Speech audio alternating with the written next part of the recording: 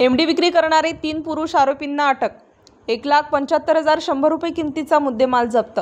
अंमली पदार्थ विरोधी पथकाच्या प्रभारी वरिष्ठ पोलीस निरीक्षक सुशीला कोल्हे यांना गोपनीय माहिती मिळाली की इसम नामे विजय सोनवणे वय 40 वर्ष हा त्याचे राहते घरी स्वतःच्या ताब्यात एमडी हा अंमली पदार्थ बाळगून आहे।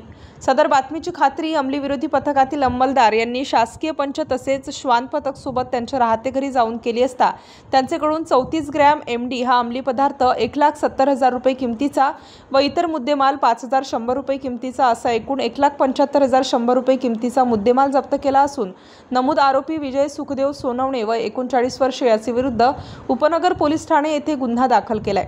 सदर गुन्ह्यातील आरोपी विजय सोनवणे याचे साथीदार रोहित नेहे वय 28 वर्ष व कैफ पठाण राहणार यांना देखील ताब्यात घेऊन पुढील तपास कामी उपनगर पोलीस स्टेशनच्या ताब्यात देण्यात आले आहे।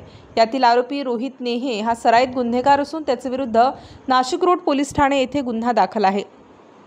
सदरची कामगिरी वरिष्ठ पोलीस निरीक्षक सुशीला कोल्हे, सहायक पोलीस निरीक्षक विशाल पाटील, सहायक पोलीस निरीक्षक सचिन चौधरी, सहायक पोलीस उपनिरीक्षक रंजन बेंडाडे, सहायक पोलीस उपनिरीक्षक देवकिसन गायकर, सहायक पोलीस उपनिरीक्षक संजय ताजणे, पोलीस हवालदार बळवंत कोल्हे, पोलीस हवालदार भारत दंबाळे, पोलीस अंमलदार गणेश वडणे, पोलीस अंमलदार बाळासाहेब नांद्रे, पोलीस अंमलदार योगेश सानप, पोलीस अंमलदार चंद्रकांत बागडे, पोलीस अंमलदार फुलपगारे, महाराष्ट्र पोलीस अंमलदार अर्चना भट सर्व नेमणूक अंमली पदार्थ विरोधी पथक गुन्हे शाखा नाशिक शहर तसेच BDDS श्वान पथक कडील डॉग मॅक्स पोलीस हवालदार कोंडे, पोलीस नाईक ससाने व पोलीस अंमलदार कोल्हे यांनी सदरची कामगिरी केलेली आहे।